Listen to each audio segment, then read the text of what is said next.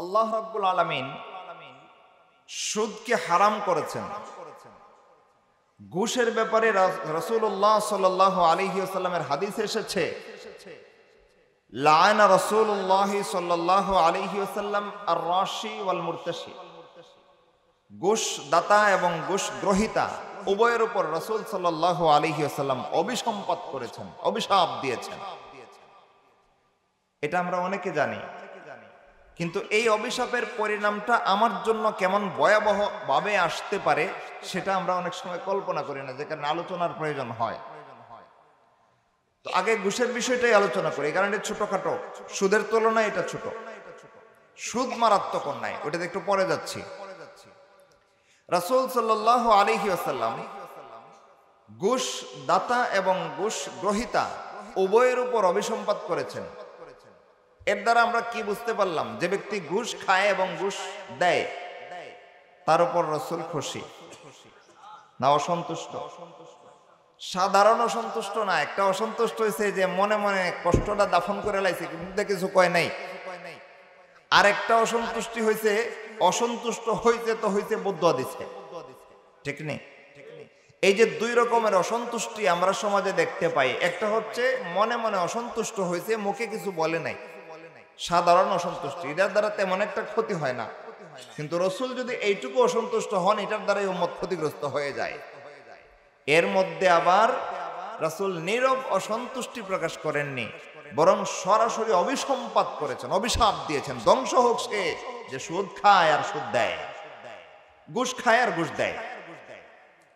তাইলে ঘুষ খাওয়া এবং ঘুষ দেওয়া উভয়টা সমান রকমের অপরাধ। এখান থেকে একটা বিষয় পাওয়া গেল, ঘুষ গ্রহণ করা আর দেওয়া সমান অপরাধ।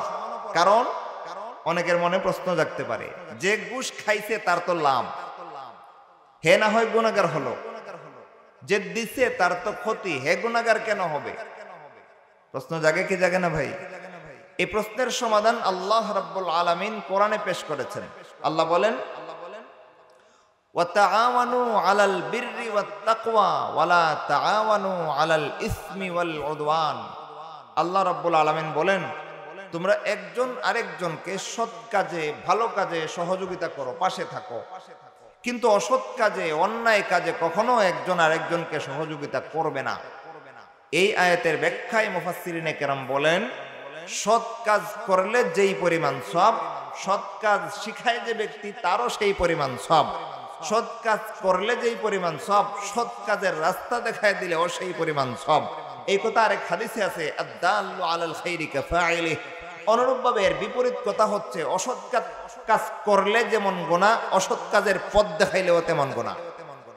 অসৎ কাজ করলে যেমন গুনাহ, অসৎ কাজে সহযোগিতা করলেও তেমন গুনাহ। এই কারণে আল্লাহ রাব্বুল আলামিন নিষেধ করেছেন, ওয়ালা তাআওয়ানু আলাল ইসমি ওয়াল উদওয়ান। কোন পাপাচারের কাজে, সীমা লঙ্ঘনের কাজে একজন আরেকজনকে তোমরা সাহায্য করো না। কেন? করলে সীমা লঙ্ঘন কইরা, পাপাচার কইরা মানুষ যে পরিমাণ গুনাহগার হবে, যে ব্যক্তি সহযোগিতা করলো সেও সেই পরিমাণ গুনাহগার হবে। এবার আসেন আগের কথায় যাই। রাসূল বলেছিলেন, ঘুষ গ্রহণকারী এবং ঘুষ দাতা উভয়ের উপর আল্লাহর অভিশাপ, রাসূলের অভিশাপ উভয়ের উপর। কেন? কারণ ঘুষ খাইলো যে, হে লাভবান হইয়া গুনাহগার, এমন লাভবান যেটা শরীয়ত নিষেধ করে। আর ঘুষ দিল যে, সেও একজন মানুষকে ঘুষ খাওয়ার হারামের মধ্যে লিপ্ত করার সহযোগিতায় সমান গুনাহগার, ঠিক কিনা ভাই? তাহলে একজন ঘুষ খাইয়া গুনাহগার, আর একজন ঘুষ খাওয়ার মধ্যে সহযোগিতা কইরা গুনাহগার। সুতরাং ঘুষ গ্রহণকারী আর ঘুষ দাতা দুইজনে সমান অপরাধী। এবার আসেন আমাদের সমাজের বাস্তব চিত্রটা একটু দেখে নিই। সুদের রাজত্ব চলে আমাদের বর্তমান বাংলাদেশের প্রশাসনগুলোতে, প্রশাসনের বিভিন্ন সেক্টরে। চাকরি নিতে গেছেন, সুদ ছাড়া চাকরি পাবেন না। এমনকি প্রশাসন, সুদ না, ঘুষ এর রাজত্ব চলে আমাদের বাংলাদেশের প্রশাসনের সব ক্ষেত্রে। ঘুষ ছাড়া কোনো চাকরি নাই, আছে?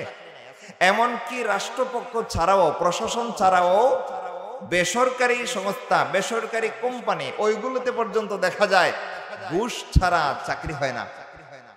1 লাখ, 3 লাখ, 5 লাখ, 10 লাখ বেতনের যে পরিমাণ ঘুষের আয়তনও সেই পরিমাণ। বেতন যদি বেশি হয়, বড় বেতনের চাকরি, প্রতি মাসে ৮০,০০০ টাকা, ১,০০,০০০ টাকা বেতন, এমন চাকরি যদি পাইতে যান, আপনার শত যোগ্যতা থাকুক, যোগ্যতা দিয়ে চাকরি পাইবেন না যতক্ষণ পর্যন্ত চাকরি দাতার হাতে ১০ লাখ, ২০ লাখ, ৫০ লাখ টাকার ঘুষ না দিবেন। হয় কি হয় না এটা? এই চাকরিগুলো যারা দেয় এবং চাকরি দেওয়ার বিনিময়ে ঘুষ নেয়, এরা আল্লাহর রসুলের অভিশাপে পড়া ব্যক্তি।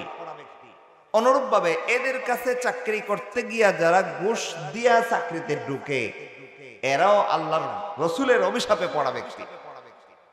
তাইলে এই সেক্টরগুলোতে চাকরি যারা করে, ঘুষ দিয়া যদি ঢুকে, তাইলে তারাও অন্যায়কারী, আর ঘুষ যারা গ্রহণ করছে তারাও অন্যায়কারী। কেমন অন্যায়? রাসূলের অভিসম্পাদকৃত ব্যক্তি। এবার আসেন, রাসূলের অভিশাপ দিলে কি হয়? কিয়ামতের দিন সারা দুনিয়ার সবগুলো মানুষ আল্লাহর আদালতে বিচার পাওয়ার আশায় দাঁড়ায় থাকবে।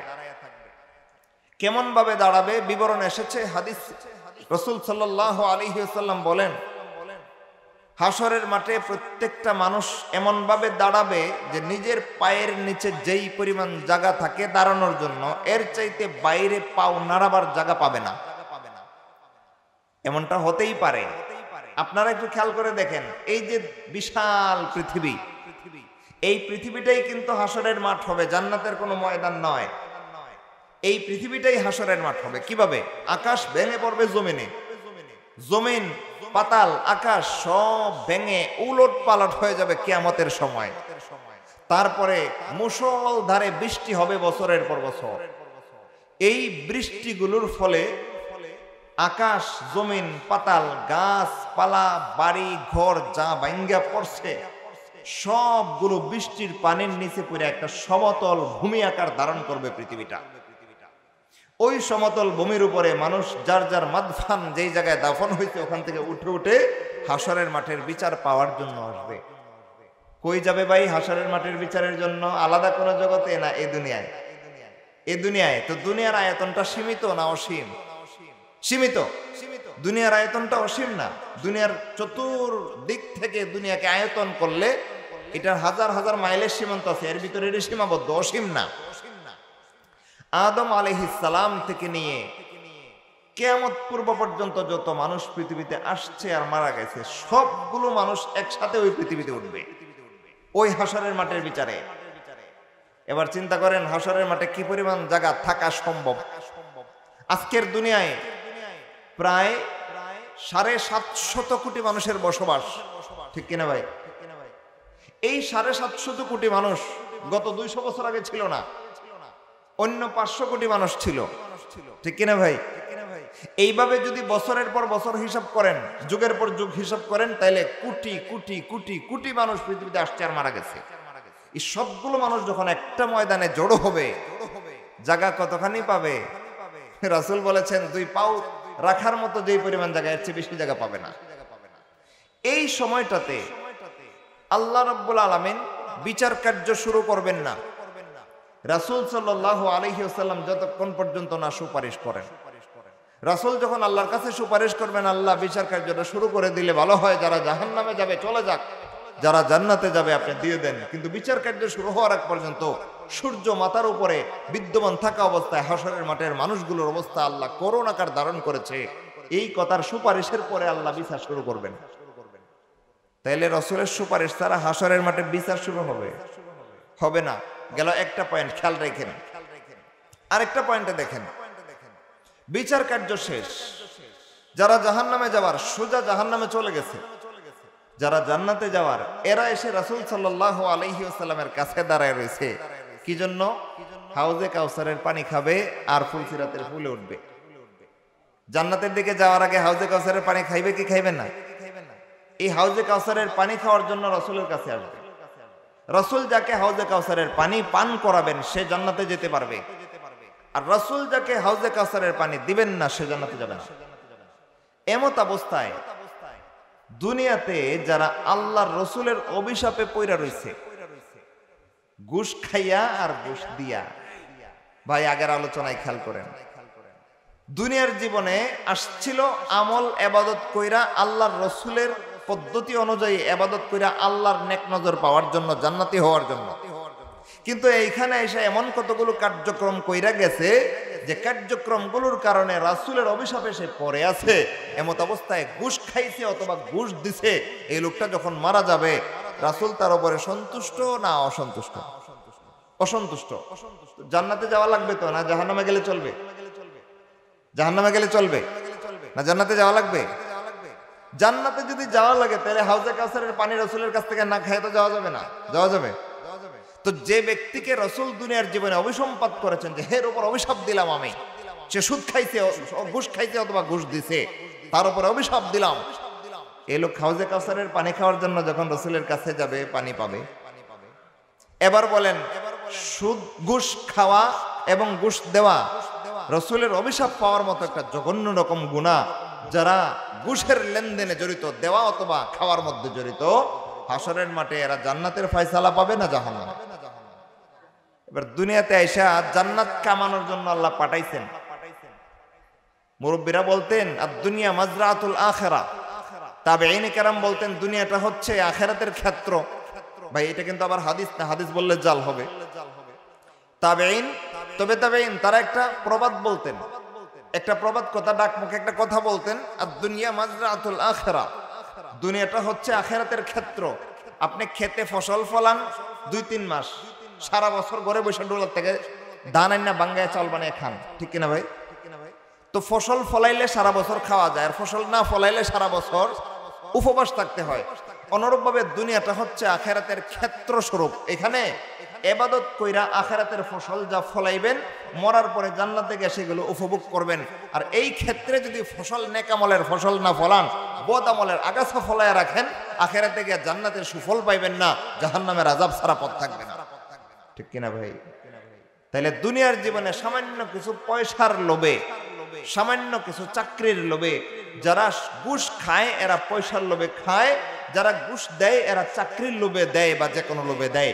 এই ঘুষ দেওয়া আর খাওয়া, এই দুইটা অন্যায় দুনিয়ার জীবনে এসে যারা জড়ায় গেল, এরা জান্নাতে যাওয়ার ক্ষেত্রে এসে যে চাষ করার কথা ছিল, গাছ চাষ করেছে না আগাছা, মরলে জান্নাত না জাহান্নাম, সফল না ব্যর্থ?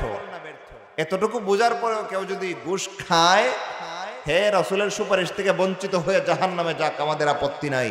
এতটুকু বোঝার পরেও যদি কেউ ঘুষ দিয়া চাকরি নেয়, হে রাসূলের অভিশাপ লয়ে জাহান্নামে যাক, আমাদের আপত্তি নাই। কিন্তু আমাদের দায়িত্ব কি? এতটুকুর পরেও ঘুষ খাওয়া বা দেওয়া না হারাম? সাবধান, ঘুষ খাওয়া এবং দেওয়া দুটোটা হারাম। আল্লাহ রাব্বুল আলামিন এই হারাম থেকে আমাদের সবাইকে মুক্ত থাকার তৌফিক দান করেন। যদি কেউ এই হারামের পরিবেশে পড়ে যান, পরিবেশ ত্যাগ করে দিবেন, কিন্তু হারামে লিপ্ত হইেন না। হইতে পারে এমন একটা চাকরির অফার আপনার কাছে এসেছে, প্রতি মাসে 70,000 টাকা মাসে বেতন পাইবেন, কিন্তু এই চাকরিটা নিতে গেলে 2 লাখ টাকা 5 লাখ টাকা ঘুষ দিতে হবে, এমন প্রেক্ষাপটে আপনি পরে যেতে পারেন। আপনার হাতে পায়ে ধরে আজকে অনুরোধ করে যাব, রাসূলের অভিশাপে পইরা 70,000 টাকা দিয়ে আপনার দুনিয়ার জীবনও সুখী হবে না, আখিরাতের জীবনও সুখী হবে না। বরং রাসূলের অভিশাপ থেকে বাঁচার জন্য 70,000 টাকার চাকরি লাথি মারেন, হয়তো আপনার ভালো উন্নত রিজিকের ব্যবস্থা আল্লাহ বিকল্পভাবে করে দিবেন, আর জান্নাতে যাওয়ার ব্যবস্থাটা সহজ হবে, জাহান্নাম থেকে বাঁচার ব্যবস্থা হবে, ঠিক কিনা ভাই? সুতরাং ঘুষ খাবেনও না, দেবেনও না। আজকের আলোচনা যারা আমরা শুনলাম, পরিষ্কার জেনে নিলাম, ঘুষ গ্রহণ করাও হারাম, ঘুষ দেওয়াও হারাম। আল্লাহ রাব্বুল এবং পাপাচার, আল্লাহর রাসূলের অভিশাপ পাওয়ার মতো একটা জঘন্য রকম গুনাহ থেকে আমাদেরকে দূরে থাকার তৌফিক দান করেন। গেল একটা বিষয়, ঘুষ।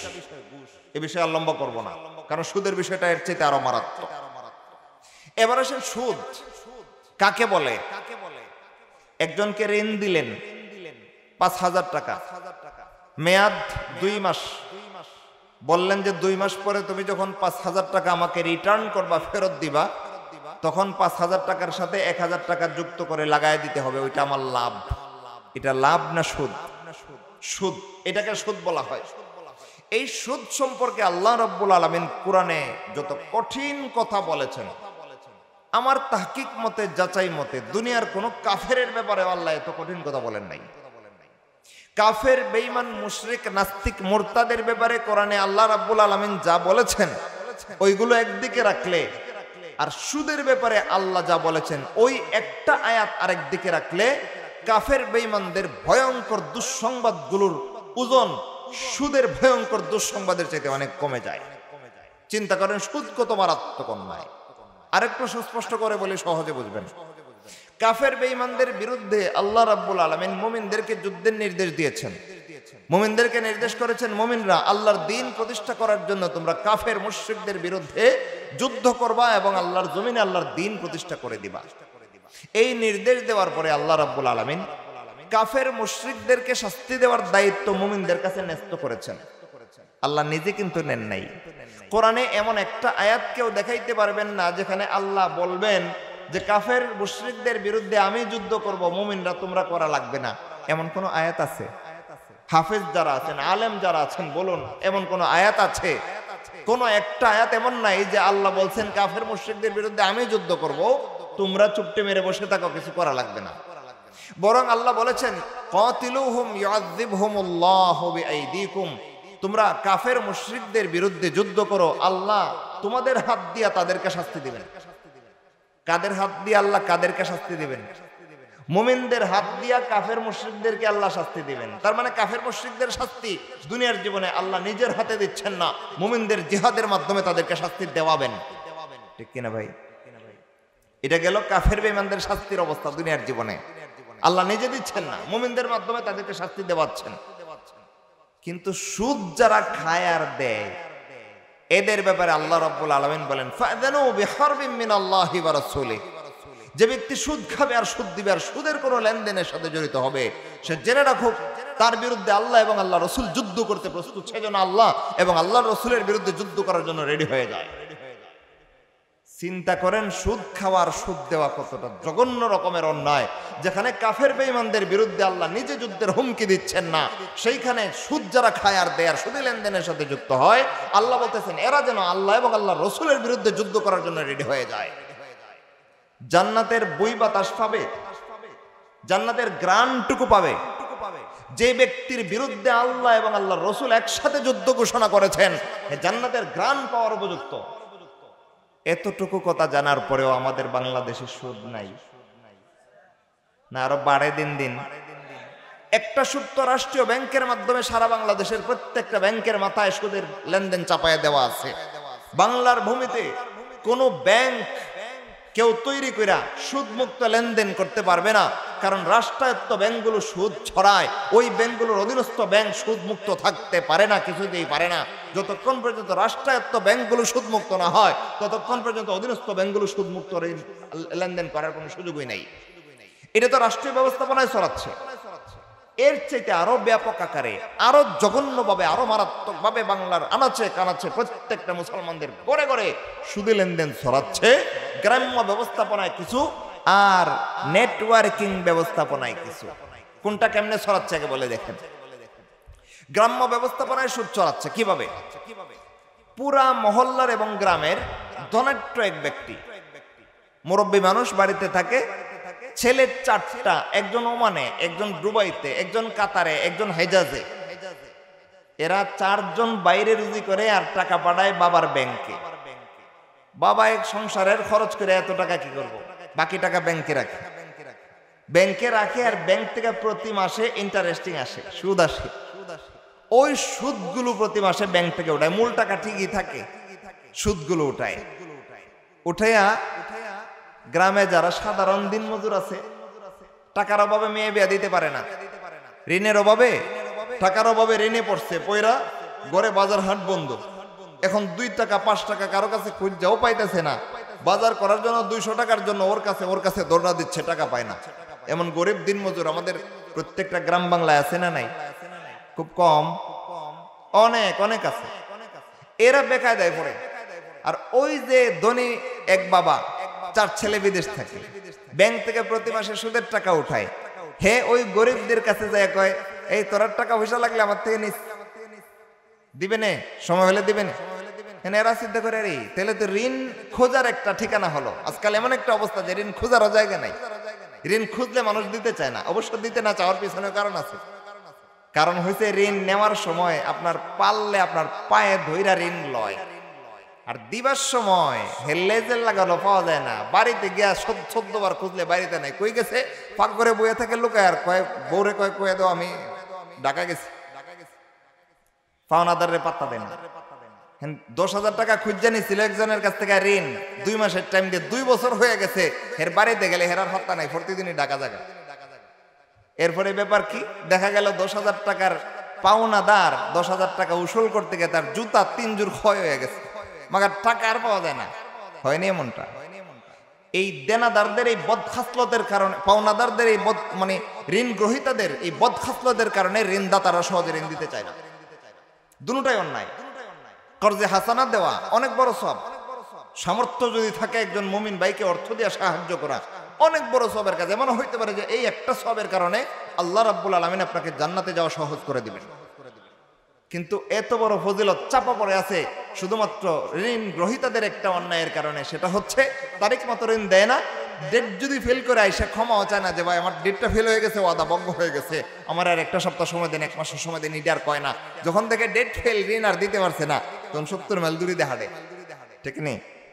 এই বদখাসলতের কারণে কর্জে হাসানা আমাদের সমাজ থেকে মিটে যাচ্ছে, অথচ বড় একটা সওয়াবের কাজ কর্জে হাসানা দেওয়া। যাই হোক, বলতেছিলাম তো মানুষ ঋণ চাওয়ার জন্য মানুষ খুঁজে পায় না। কার কাছে ঋণ চাইব? যার কাছে চায় না করে দেয়। এমত অবস্থায় যখন কেউ ঘরে ঘরে হাইটে হাইটে কয় যে রে টাকা পয়সা লাগলে আমার কইছে আমি দিমুনে, এর কাছে চাইবো না? টাকা পয়সা চাইতে যায় মানুষ। গেলে পরে এর বাড়িতে যখন গিয়া কয় যে চাচা 5,000 টাকা দিলে একটু উপকার হইতো। কয়দিন পরে দিবি? 5-6 মাস। আচ্ছা ঠিক আছে, 6 মাস পরে দিস, সমস্যা নাই। দেওয়ার সময় 6,000 টাকা দিস। কেলিগা কয় 5,000 টাকা তোর কাছে 6 মাস ধরে আমি ফালায় রাখবো না, এটা তো ব্যবসা লাগাইলে আমার ইনকাম হইতো, তো ইনকাম তো হইব না, এখন তুই এইটা ব্যবস্থা করে দিবি। কি সুন্দর যুক্তি! এই যুক্তি হালাল না হারাম? এই হারাম যুক্তি দিয়া গরিবের পিঠে ছুরি মাইরা 5,000 টাকা দিয়ে সহযোগিতা করলো না, বরং 6,000 টাকা নিয়ে জুলুম করছে। ঠিক কিনা ভাই? এই বড়টা আরো বড় হয়, ছোটটা আরো মরে। সুদের একটা বিস্ফল হয়েছে, যেটা বড় টাকা পয়সার দিক থেকে এটা আরো বড় হয়, আর যেটা মরা টাকা পয়সার দিক থেকে এটা আরো মরে। এমনি 5,000 টাকা আনছে ঋণ কইরা, এটাও পরিশোধ করতে যে ব্যক্তি 5,000 টাকা ঋণ করতে হয়, হে কি মনে করেন সংসারে 1,000 টাকা ঋণ ব্যয় করে? খুব সীমিত ব্যয় করে সংসারে, দিন না হয় 200 টাকা 150 টাকার বাজার হাট করে। এই লোক জমতে জমতে কিছু ঋণ 5,000 টাকা হয়ে গেছে, দিতে পারে না। এখন যে লোক সংসার চালাইতে গিয়ে হিমশিম খায়, হে 6 মাসে 5,000 টাকা সংগ্রহ করা কিন্তু তার মাথার গাম পায়ে পড়ে। এমত অবস্থায় হেরে দিয়ে দিল আরো 2,000 জরিমানা লাগায়া। সহজ হইল না কঠিন হইল? সুদের মাধ্যমে অর্থনৈতিক যেটা বড় এটা আরো বড় হয়, ধনীটা আরো ধনী হয়, আর যেটা গরিব এটা আরো মরে। এই জুলুমের দৃষ্টিভঙ্গি আল্লাহ সুবহানাহু ওয়া তাআলা পছন্দ করেন না বলে এটাকে হারাম করে দিয়েছেন। আল্লাহ কি পছন্দ করেন? আল্লাহ সুদের বিপরীতে দিয়েছেন যাকাত। আছে না নাই? যাকাত আর সুদ একটা করণীয় আর একটা বর্জনীয়, এমন দুইটা গুরুত্বপূর্ণ বিধান ইসলামের, যারা এই দুইটা বিধান থেকে বিমুখ, আল্লাহর কসম করে আজকে বলে যায় এরা ঈমান নিয়ে মরতে পারবে না। লা ওয়াল্লাহি, আল্লাহর শপথ করে বলে যায়, যাকাত যারা নেশাব পরিমাণ মালের মালিক হওয়া সত্ত্বেও দেয় না, আর যারা জান্নে বুঝা সুদ খায়, এই দুইটা মানুষ মরবার আগে ঈমান নিয়ে মরতে পারবে না, পারবে না, পারবে না। রাগে বলি নাই, জজবায়ে বলি নাই, কোরআন হাদিসের দলিল থেকে বলতেছি। যদি দলিল বুঝতে চান একটু সময় নিয়ে বসতে হবে। আসেন সুদ নিয়ে আগে আলোচনা করবি, তারপর শেষে যাকাত নিয়ে আলোচনা করব। তাহলে সুদকে আল্লাহ রাব্বুল আলামিন হারাম করেছেন। মুসলমানদের জন্য সুদ লাভজনক না ক্ষতিকারক? ক্ষতিকারক। যে ব্যক্তি ধনী তার তো টাকা পয়সার দরকার নাই, কিন্তু সে আরো এক্সট্রা টাকার মালিক হয়ে যায়, যেটা তার ফাও দরকার নাই। আর যে ব্যক্তি গরিব সে তো টাকা পয়সার অভাবী, তারে 2,000 টাকা মাফ করে দিলে তার জন্য ইহসান হয়। সেই লোকের ফিট থেকে ছুরি মেরে আরো 2,000 টাকা বেশি উদ্ধার করে লয়। ইনসাফ না জুলুম? এই জুলুমকে আল্লাহ রাব্বুল আলামিন হারাম ঘোষণা করে পবিত্র কোরআনে বলেন, الذين يأكلون الربا لا يقومون إلا كما يقوم الذي يتخبطه الشيطان من المس ذلك بأنهم قالوا إنما البيع مثل الربا وأحل الله البيع وحرم الربا فمن جاءه موعظة من ربه فانتهى فله ما سلف وأمره إلى الله ومن عاد فأولئك أصحاب النار هم فيها خالدون আল্লাহ বলেন আল্লাযীনা ইয়াকুলুনার রিবা, যারা সুদ খাবে, লা ইয়াকুমুনা ইল্লা কামা ইয়াকুমুল্লাযী ইয়াতাখাব্বাতুহুশ শাইতানু মিনাল মাস, হাসরের মাঠে তারা কেবল সেই সমস্ত লোকদের মতোই দাঁড়াবে যাদেরকে শয়তান মোহাবিষ্ট করে রেখেছে। আয়াতের ব্যাখ্যায় মুফাসসিরিনে কেরাম লেখেন আল্লাহ রাব্বুল আলামিন শয়তান মোহাবিষ্ট করে রেখেছে বলতে কি বুঝিয়েছেন? জিনে ধরা রোগী দেখছেন নি? কেউরে যখন জিনে ধরে হুশ জ্ঞান ঠিকঠাক থাকে, কাপড় চুপড়, নামাজ রোজা, লজ্জা বেলজ্জা কিচ্ছু ঠিক থাকে না। এর কাপড় ঠিক আছে না নাই এটাই তার খবর নাই, মাথার চুল আশ্রাইছে না আউলা নয় এটাই খবর নাই, গায়ে কাপড় ঠিক মতো আছে কিনা, খাইছে কিনা, ঘুমাইছে কিনা কিচ্ছুর খবর নাই। জিনে হেরে যেমনে মন চায় কানে ধরে এমনি মলায়। জিনে ধরা রোগী যারা দেখছেন এরা দেখছেন জিনে ধরা রোগীর আসলে অবস্থাটা যে কি হয়, তার নিজের কোনো অনুভূতি থাকে না, সে জিনের খেলনার পাত্র হয়ে যায়। আমাদের দূর সম্পর্কের এক আত্মীয় থাকে লন্ডনে, তার একবার জিনে ধরছে, এমন ভাবে ধরছে, মেয়ে মানুষ, বিয়ে শাদীও হয়নি, এমন ধরা ধরছে এবং এমন খবিসেক জিনে ধরছে, সে গায়ে কাপড় রাখতো না, গা থেকে সব কাপড় ছিঁড়ে খুলে ফেলতো, খুললা ঘর থেকে বেরিয়ে যেত। অবস্থাটা কি মনে করেন? জিনে ধরা রোগীর অবস্থাটা কেমন হয়? চিকিৎসা করতে ভালো হয়েছে আলহামদুলিল্লাহ। তো কাউকে যখন জিনে ধরে তখন তার নিজের কোনো অনুভূতি শক্তি, নিজের কোনো নিয়ন্ত্রণ নিজের হাতে থাকে না, জিন যেমন চায় তাকে দেয়া তাই করায়। এমত অবস্থায় একজন জিনে ধরা রোগী, তারে আমরা স্বাভাবিক অবস্থায় দেখলে সুস্থ মানুষ বলি না পাগল বলি, এরকম পাগলের মতো বেশ লইয়া হাসরের মাঠে সুদখোরগুলো দাঁড়াবে। সুদ যারা দেয় আর খায়, এরা হাসরের মাঠে আল্লাহ রাব্বুল আলামিন এমন ভাবে দাঁড়াবে, আল্লাহ রাব্বুল আলামিন বলেন এরা এমন ভাবে দাঁড়াবে যেভাবে শয়তান কাউকে, জিন কাউকে মোহাবিষ্ট করে রাখলে তার নিজের কোনো নিয়ন্ত্রণ নিজের কাছে থাকে না, কাপড় চোপড়ের খবর থাকে না, লাজ বেলাজের খবর থাকে না, খাওয়া ঘুমের ঠিকঠাক থাকে না, আস্ত পাগলের মতন দেখা যায়। হাসরের মাঠে সুদখোরগুলো এইভাবে দাঁড়াবে।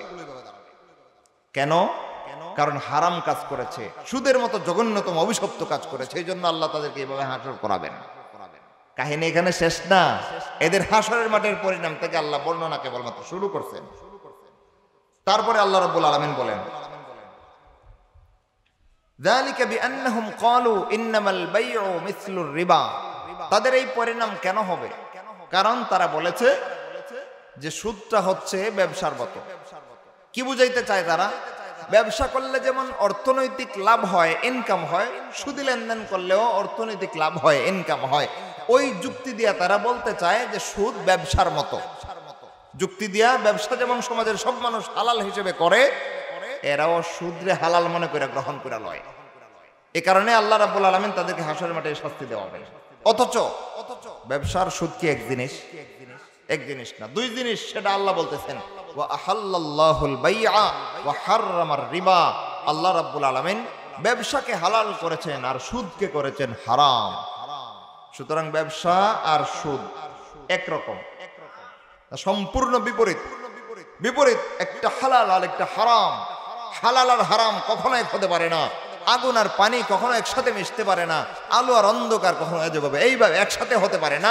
ঠিক সেইভাবে হালাল আর হারাম একসাথে হতে পারে না, সুদ আর ব্যবসা একসাথে হতে পারে না। যেটা সুদ এটা হারাম, যেটা ব্যবসা এটা হালাল। এমত অবস্থায় আল্লাহ রাব্বুল আলামিন বলেন এরা সুদকে ব্যবসার সাথে তুলনা দিয়া সমাজের মানুষকে সুদ গ্রহণ করার জন্য আগ্রহী করে তোলার চেষ্টা করে। এজন্য আল্লাহ সুদদাতা, সুদগ্রহিতা, সুদের লেনদেনের সাথে যারা জড়িত তাদেরকে হাসরের মাঠে এই শাস্তি দেওয়া হবে। তারপরে আল্লাহ বলেন ফামান জাআহু মাউইযাতুম মির রাব্বিহি ফান্তাহা, অতঃপর যাদের কাছে আল্লাহর পক্ষ থেকে সুদ হারাম হওয়ার নির্দেশনা চলে এসেছে এবং আল্লাহর পক্ষ থেকে সুদকে হারাম করে দেওয়া হয়েছে, এই ঘোষণা শোনার পরে যারা সুদ থেকে নিজেকে বারণ করে নেয়, আল্লাহ রাব্বুল আলামিন বলতেছেন ফালাহু মা সালাফ, সে অতীতে যত সুদ খাইছে আর দিছে ওইগুলো আল্লাহর আয়ত্তে থাকবে। আল্লাহ চাইলে মাফ করবেন, চাইলে পাকড়াও করবেন। ওয়া আমরুহু ইলাল্লাহ, তাকে আল্লাহ ক্ষমা করবেন কি করবেন না বিষয়টা আল্লাহর কাছে ন্যস্ত। কিন্তু সামনে ভবিষ্যতে কোনো গুনাহগার সে হবে না। যদি যাদের কাছে সুদি লেনদেন পায় এদের কাছ থেকে শুধু মূল টাকাটা উসুল করে লয় আর সুদটা ছাইরা দেয়, তাহলে যারা সুদ থেকে তাওবা করছে ভবিষ্যতে সুদের কোনো গুনাহ তার আমলনামায় লেখা হবে না। অতীতে যেই গুনাহগুলো করছে ওইগুলোর ব্যাপারে খেয়াল করেন আল্লাহ কি বলছেন। আল্লাহ বলতেছেন ওয়া আমরুহু ইলাল্লাহ, তাকে আল্লাহ মাফ করবেন কি করবেন না বিষয়টা আল্লাহর কাছে ন্যস্ত। কথাটা আপনারা মনোযোগ দেন নাই। বড় বড় গুনাহ করলেও আল্লাহ রাব্বুল আলামিনের কাছে ক্ষমা পাওয়া যায়। এমনকি এক হাদিসে কুদসিতে এসেছে আল্লাহ রাব্বুল আলামিন বলেন, আমার বান্দারা অনেক বড় বড় গুনাহ করে, অনেক বেশি বেশি গুনাহ করে, করতে করতে এক পর্যায়ে শয়তান তাদের ভিতরে একটা নৈরাশ্য ঢুকায়া দেয়। মনে মনে ভাবে, হায় আমার জীবনে যত গুনাহ করছি এই গুনাহগুলো আল্লাহ মনে হয় কখনো ক্ষমা করবেন না।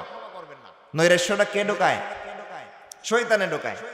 ঢুকানোর পরে বান্দা যদি শয়তানের দুকায় পড়ে যায় তাইলে হে গুনাহ আরো বেশি করতে থাকে। মনে মনে ভাবে আমার তো মাফ হই নাই, তো যেমন চাই দুনিয়াটার উপভোগ করে জায়গা। শয়তান এটাই চায় সে চিরস্থায়ী জাহান্নামী হয়ে যাক। কিন্তু আল্লাহ কি চান দেখেন। আল্লাহ বলেন আমার সেই বান্দারা যেন জেনে রাখে তার কবিরা গুনাহ, শিরিক কুফর না, কিন্তু আবার একটা শিরিক করলে চিরস্থায়ী জাহান্নাম, একটা কুফর করলে চিরস্থায়ী জাহান্নাম। শিরিক আর কুফরের কোনো ছাড় নাই। যে গুনার কথা আল্লাহ এই হাদিসে বলতেছেন এটা হচ্ছে কবিরা গুনাহ। আল্লাহ বলতেছেন আমার ওই বান্দারা গুনাহ করতে করতে নিরাশ হয়ে যায় এক পর্যায়ে, সেই বান্দারা যেন জেনে রাখে তাদের গুনাহ যদি জমিনে রাখা হয় আর একটা গুনার উপরে আরেকটা গুনাহ, আরেকটা গুনার উপরে আরেকটা গুনাহ, এভাবে রাখতে রাখতে তার গুনাহ যদি আকাশ পর্যন্ত ছুঁয়ে ফেলে এত পরিমাণ গুনাহ হয় তার, এমনকি সমুদ্রের ফেনা পরিমাণ গুনাহও যদি তার হয়ে থাকে, তাহলে আমি আল্লাহ তাকে ক্ষমা করে দিব যদি সে তাওবা করে। তাহলে তাওবা করলে গুনাহ মাপ আছে না নাই? সমুদ্রের ফেনা পরিমাণ গুনাহ তাওবার কারণে আল্লাহ মাফ করতে পারেন।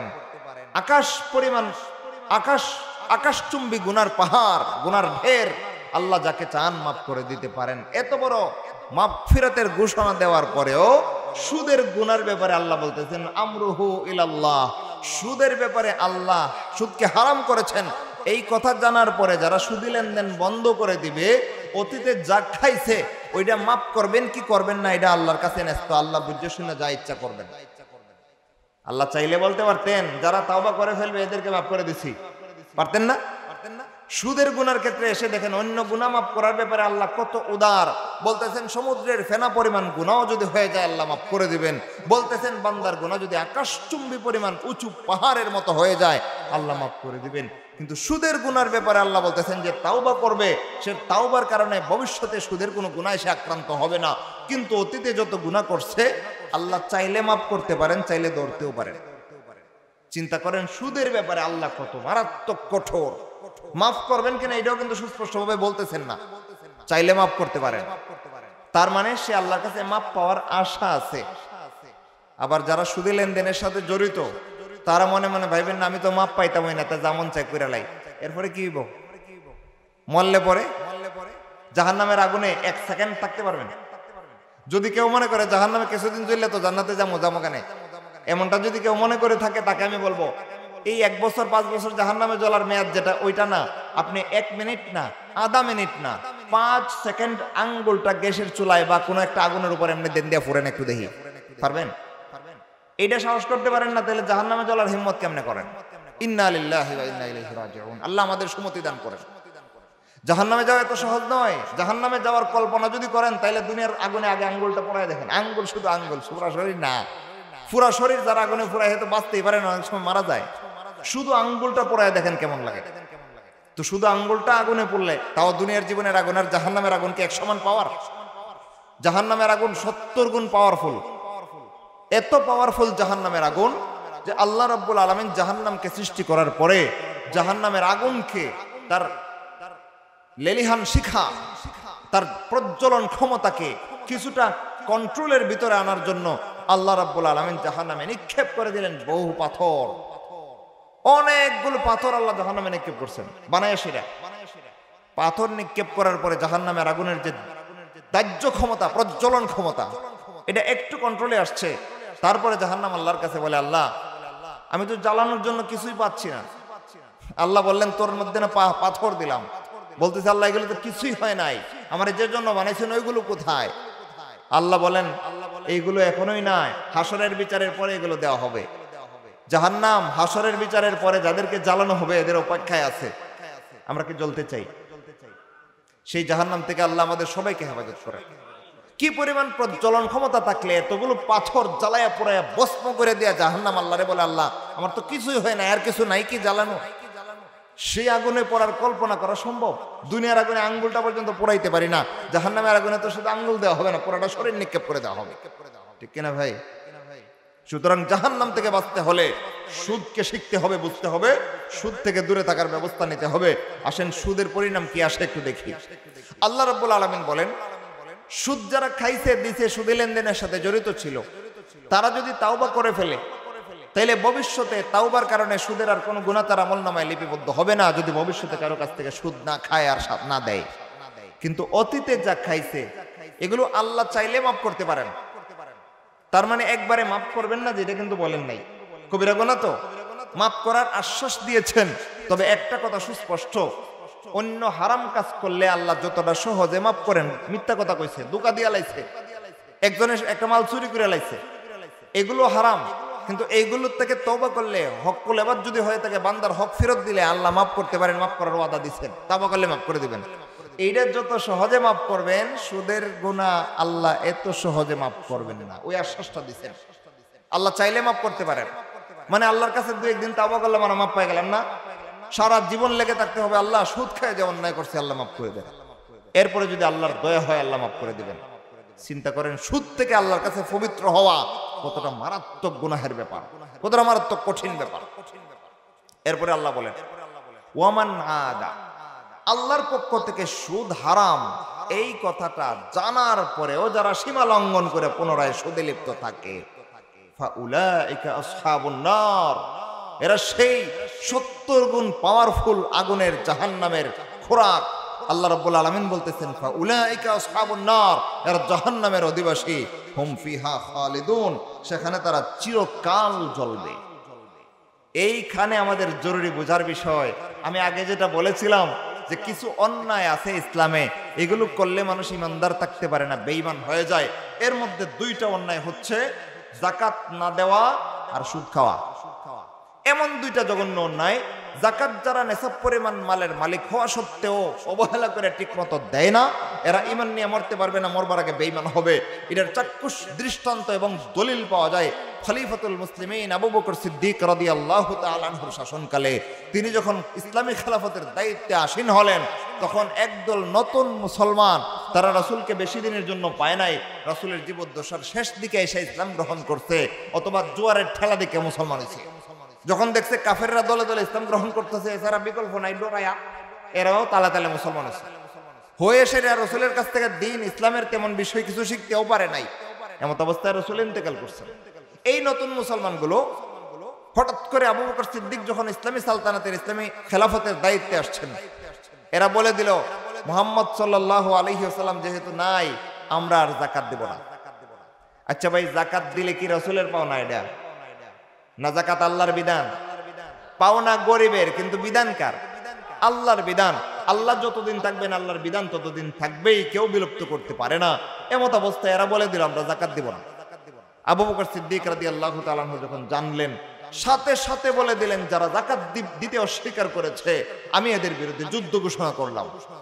ভাই, যুদ্ধ ইমানদারের বিরুদ্ধে করা হয় না, কাফেরের বিরুদ্ধে। এইখান থেকে ফুকাহায়ে কেরাম ইস্তেদলাল করেছেন, দলিল পেশ করেছেন যে যাকাত যারা ইচ্ছা করে দিতে অস্বীকার করবে বা যাকাত যারা অবহেলা করে দিবে না, এরা ইমানের উপর থাকতে পারবে না, এর এক পর্যায়ে কাফের হয়ে যাবে। সুতরাং যাকাত না দেওয়া খুব ছোটখাটো গুনাহ, মারাত্মক গুনাহ। এই যাকাত না দেওয়ার গুনাহ আমাদেরকে সুদে লিপ্ত করায়। কিভাবে দেখেন, নেশাব পরিমাণ মালের মালিক যারা, 7.5 ভরি স্বর্ণ অথবা 52.5 ভরি রূপার সমপরিমাণ মূল্যের টাকার মালিক,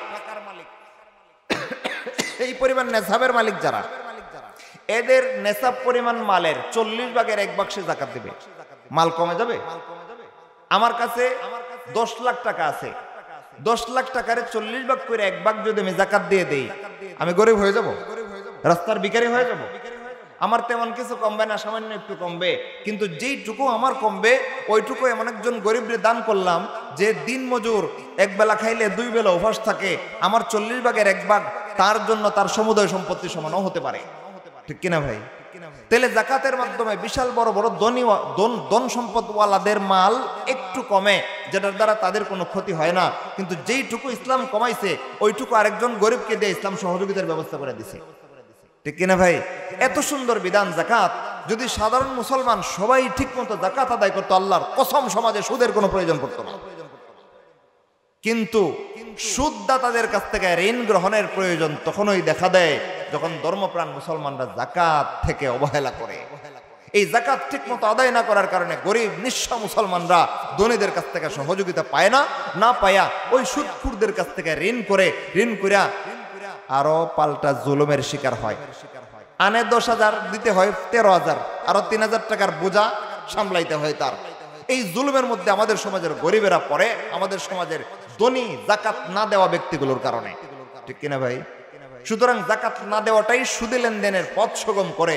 সুতরাং সুদ হারাম হিসেবে সমাজ থেকে সুদকে উৎখাত করতে হলে জাকাতের বিধান সমাজে পুনরায় বলবৎ করা, জাকাতের বিধান সমাজে পূর্ণাঙ্গভাবে চর্চা করার বিকল্প নাই। আল্লাহ রাব্বুল আলামিন আমাদের সবাইকে ঠিকমতো জাকাত দেওয়ার তৌফিক দান করেন। আর 10 মিনিট। এবার আসেন, জাকাত ঠিকমতো না দিলে সুদী লেনদেনের ব্যবস্থা হয়, সুদখোরদের কাছ থেকে ঋণ গ্রহণের ব্যবস্থা হয়ে যায়। এই সুদী লেনদেনে যারা জড়ায়, একটু আগে আমরা কি জানলাম? আল্লাহ রাব্বুল আলামিন বলেন, কোরআনে আল্লাহ রাব্বুল আলামিন সুদকে হারাম ঘোষণা করেছেন। এই কথা জানার পরেও যারা সুদী লেনদেনে জড়াইয়াই থাকে, হয়তো সুদ আনে অথবা সুদ দেয় অথবা সুদের দলিল লেখে বা সুদের সাক্ষী থাকে, সুদ হারাম এটা জানার পরেও যারা সুদী লেনদেনের কোনো কিছুর সাথে যুক্ত থাকে, আল্লাহ বলতেছেন ওয়ামান আদা, আর যে কেউ সীমা লঙ্ঘন করে সে সীমা লঙ্ঘনকারী ব্যক্তি। কে সীমা লঙ্ঘনকারী? সুদ আল্লাহ হারাম করে দিলেন, এই কথা জানার পরেও যারা সুদেই লিপ্ত থাকে, আল্লাহ বলতেছেন আদা, সে সীমা লঙ্ঘন করেছে। ফাউলাইকা আসহাবুন নার, সে জাহান্নামের অধিবাসী, ক্ষণস্থায়ী না। আল্লাহ বলতেছেন হুম ফিহা খালিদুন, আল্লাহর পক্ষ থেকে সুদকে হারাম করে দেওয়া হয়েছে, এটা জানার পরেও যারা সুদেই লিপ্ত থাকবে এরা সীমা লঙ্ঘনকারী, ঈমান নিয়ে মরতে পারবে না, কাফের হয়ে মরবে, চিরকাল জাহান্নামে জ্বলবে। ক্ষণস্থায়ী জাহান্নামের অধিবাসী, সাময়িক সময়ের জাহান্নামের অধিবাসী না চিরকালের? আপনারা কি করতে চান? চিরকাল জাহান্নামে যেতে চান না জান্নাতে? যদি জাহান্নামের আগুন স্পর্শ করার আগে জান্নাতে যাইতে চান, সাবধান, সুদে লেনদেন না কইরা উপবাস থেকে প্রয়োজনে মৃত্যুবরণ করতে রাজি হয়ে যাবেন, সুদে লেনদেনের সাথে জড়ায়েন না। তবে গ্যারান্টি দিতে পারি, নিশ্চয়তা দিতে পারি, সুদে লেনদেন না করলে উপবাস থেকে মরবেন না। ইন্নাল্লাহা হুয়ার রাজ্জাকু যুল কুওয়াতিল মাতিন, আপনার হায়াত নির্ধারণ করার আগে রিজিক নির্ধারণ করে রাখা আছে। হাদিসে আল্লাহ রাসূল সাল্লাল্লাহু আলাইহি ওয়াসাল্লাম বলেন, আলা ওয়া ইন্না নাফসান লান তামুত হাত্তা তাস্তাকমিলা রিজকাহা ফাত্তাকুল্লাহা ওয়া আজমিলু ফিত তালাব ওয়া তাওয়াক্কালু আলাইহি ফাইন্নাল্লাহা ইউহিব্বুল মুতাওয়াক্কিলিন। আল্লাহ রাব্বুল আলামিন রাসূলকে দিয়ে এই কথা আমাদেরকে জানায় দিয়েছেন, কোন প্রাণ তার রিজিকের বন্টন করা খাবারটা না খায়া মরতে পারবে না। কে বলতেছেন? আল্লাহ রাসূল বলতেছেন। আল্লাহ রাসূলকে দিয়ে আমাদেরকে শিক্ষা দিচ্ছেন, আলা ওয়া ইন্না নাফসান লান তামুত, সাবধান, জেনে রাখো, কোন প্রাণ ততক্ষণ পর্যন্ত মরতে পারবে না যতক্ষণ পর্যন্ত তার ভাগের রিজিকটা সে না খাইছে। তাহলে রিজিক বন্টন করা আছে না নাই? আপনি যদি সুদী লেনদেনে যান তাহলে সুদের মাধ্যমে আসবে, সুদী লেনদেনে যদি না যান অন্য কোনো হালাল প্রক্রিয়ায় আসবে। রিজিক আল্লাহ বন্টন করে রাখছেন, হালাল ভাবে নিজের কাছে আসবেন নাকি হারাম ভাবে নিজের কাছে আনবেন, এটা আপনার ইচ্ছা। একটা ঘটনা বলি সহজে বুঝবেন। আলী ইবনে আবি তালিব রাদিয়াল্লাহু তাআলা আনহু, খলিফাতুল মুসলিমিন, চতুর্থ খলিফা, একবার এক জায়গায় এক গদিটা নিয়ে চলে গেছে। যাও বাজারে যাও, একটা উটের গদি নিয়ে আসো। 300 টাকা দিলেন, লয়ে গেছে ওই লোক বাজারে উটের গদি কিনবে। গিয়া উটের একটা গদি কিনে নিয়ে আসছে। আইনা খলিফাতুল মুসলিমিনের কাছে দিয়ে বলতেছে, খলিফাতুল মুসলিমিন আনছি নেন। তিনি হাতে নিয়ে বলেন, এটাই তো আমারটা, এটা কেমনে পাইলা তুমি? ওই লোক বললো যে, খলিফা আমি তো বাজারে গেছি, এক লোককে দেখছি যে এটা বিক্রি করার জন্য দাঁড়াইছে, আমি কিনে নিয়ে আসছি। তিনি দপাস করে বসে গেলেন মসজিদের বারান্দায়, মাথায় ধইরা বৈশা কাঁদতে লাগলেন। আলী রাদিয়াল্লাহু তাআলা। ওই লোক বললো, খলিফাতুল মুসলিমিন কাঁদতেছেন কেন? তিনি বললেন, কাঁদতেছি ওই লোকটার দুঃখে। জিজ্ঞেস করলো কি হয়েছে, কেন? তিনি বললেন, দেখো আমি তারে বলছিও যে তুমি আমার উটনিটা একটু সময় দেখাশোনা করো, 2 রাকাত সালাত করবো, বাইরে হয়ে তোমার যদি বিনিময় লাগে আমি বিনিময় দেবো। মনে মনে নিয়ত করে রাখছি যে তারে 300 টাকা দিমু, যে নাও তুমি আমার উটনি দেখাশোনা করছো, আমার পকেটে টাকা আছে, নাও। আমি নিয়ত করছি 300 টাকা হেরে দিমু, হে যদি চুরি না করতো হালাল ভাবে আমি তারে দিয়ে দিতাম। কিন্তু এই জিনিসটাই হে অতি লোভ কইরা, বেশি অর্থ কামানোর দান্দা কইরা, নিজে নিজে বেশি মাতব্বরি কইরা হালাল রিজিকটারে হারাম ভাবে খাইছে। 300 টাকাই তো পাইছে, বেশি তো হয় নাই, হারাম ভাবে খাইছে। এই কথাটাই রাসূল বলছেন, আলা ওয়া ইন্না নাফসান, কোন প্রাণ ততক্ষণ পর্যন্ত মরতে পারবে না যতক্ষণ পর্যন্ত তার বাগের বন্টিত রিজিক সে না খেয়ে মরবে, না খাবে, ততক্ষণ সে মরতে পারবে না। সুতরাং রিজিক বন্টিত, এটা হালাল উপায়ে চেষ্টা করে আপনি আনবেন নাকি হারাম উপায়ে আনবেন, এটা আপনার ইচ্ছা। হালাল উপায়ে যদি চেষ্টা করে আনেন, এটারও আল্লাহ যেটুকু বন্টন করছেন এর থেকে বেশি পাইবেন না। হারাম উপায়েও যদি রিজিক আনতে যান, আল্লাহ যেটুকু বন্টন করছেন এর থেকে 1 বিন্দুও বেশি আনতে পারবেন না, ঠিক কিনা ভাই? সুতরাং এতটুকু জানার পরে আর শুধু লেনদেনে যাওয়ার দরকার আছে নাই। এরপরেও যদি কেউ যায়, আল্লাহ রাব্বুল আলামিন স্পষ্টভাবে ঘোষণা দিয়ে দিয়েছেন, ওমান আদা, যারা সীমা লঙ্ঘন করবে, সুদী লেনদেনকে আল্লাহ রাব্বুল আলামিন হারাম ঘোষণা করছেন। এরপরেও যারা ওইটাতেই লিপ্ত থাকবে, ফাউলাইকা আসহাবুন নার, এরা জাহান্নামের অধিবাসী হয়ে যাবে। কতদিন থাকবে? সুদী লেনদেন হারাম এটা জানার পরেও যারা লিপ্তই থাকবে, ঈমান নিয়ে মরতে পারবে না, কাফের হয়ে মরবে। আল্লাহ বলতেছেন, হুম ফিহা খালিদুন, এরা চিরকাল জাহান্নামে যাবে। এটা হচ্ছে আল্লাহর আয়াত। সুদ সম্পর্কে কোরআনে আরো অনেক আয়াত আছে, আমাদের সময় নেই। সর্বশেষ রাসূল সাল্লাল্লাহু আলাইহি সাল্লামের জীবন থেকে সুদের একটা ঘটনা আমরা আলোচনা করে নেই। রাসূল সাল্লাল্লাহু আলাইহি ওয়াসাল্লামের একটা অভ্যাস ছিল, তিনি প্রতিদিন ফজরের সালাতের পরে সাহাবায়ে কেরামদেরকে নিয়ে মসজিদে নববীতে মেহরাবে বসতেন। বসে তাদেরকে জিজ্ঞেস করতেন, তোমরা কেউ কি কোনো স্বপ্ন দেখেছো?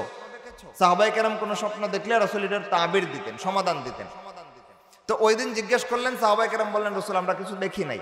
রাসূল বললেন, তাইলে তোমরা আমার একটা স্বপ্ন শোনো, আমি গত রাতে একটা স্বপ্ন দেখেছি। সাহাবায়ে কেরাম উৎসুক হয়ে বসলেন, রাসূল স্বপ্ন শোনাবেন। কি স্বপ্ন দেখলেন রাসূল? রাসূল বলতে শুরু করলেন, বললেন, দেখো আমি দেখলাম আল্লাহর পক্ষ থেকে 2 জন ফেরেশতা আসছেন আমার কাছে, এসে বলতেছেন, হে আল্লাহর রাসূল আমাদের সাথে চলেন, আপনারা কিছু বিষয় দেখাবো। নবীদের স্বপ্ন কিন্তু স্বপ্ন না, কল্পনাও না, নবীদের স্বপ্ন একবারে চোখে দেখা বাস্তব দৃশ্যের মতো সত্য, ঠিক কিনা ভাই? নবীদের স্বপ্ন ওয়াহি, নবীদের স্বপ্ন বাস্তব, নবীদের স্বপ্ন কল্পনা নয়। রাসূল বলতেছেন, আমাকে আল্লাহর 2 জন ফেরেশতা স্বপ্নে দেখাচ্ছেন যে তারা আমাকে সাথে নিয়ে যাচ্ছেন কিছু দেখাবেন বলে। রাসূল বললেন, আমি তাদের সাথে চললাম। প্রথমেই দেখলাম একটা রক্তের নদী বহমান, রক্তের নদী, রক্ত যেরকম গাঢ় লাল, এরকম গাঢ় লাল পানি একটা নদী দিয়া বহমান, রক্তই বহমান, রক্তের গন্ধ আসতেছে, দুর্গন্ধ। আর একটা লোক ওই নদীর মধ্যখানে দাঁড়ানো, সে রক্তের মধ্যে হাবুডুবু খাচ্ছে। খাইতে খাইতে রক্তের দুর্গন্ধ আর রক্তের আবর্জনা থেকে উঠার জন্য ছুটাছুটি করে পাড়ের কাছে যায়, উঠতে লয়।